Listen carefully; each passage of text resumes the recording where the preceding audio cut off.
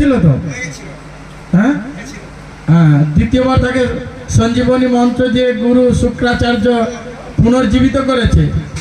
আর এই পুনর্জীবিত করে তাকে যে যজ্ঞ করেছিল, সেই যজ্ঞের যে রথটা উঠেছিল, ওই রথে ও যতক্ষণ বসে থাকবে তীর সাইড দিয়ে যাবে না।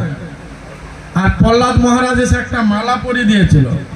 এই বলি মহারাজের এই গলায় যতক্ষণ মালাটা দুলবে, কোনো শত্রুপক্ষ কিছু করতে পারবে না। তীর তো দূরের কথা, কোনো বান সাইড দিয়ে যাবে না। এমন তেজস্বী দ্বিতীয় মৃত্যুর পর হয়েছে, বুঝেছেন? মৃত্যুর পর যে দ্বিতীয় জন্ম হয়েছে। তাই সেই প্রহ্লাদের বংশে জন্মগ্রহণ করেছিলেন তিনি, এত তেজস্বী যোদ্ধা।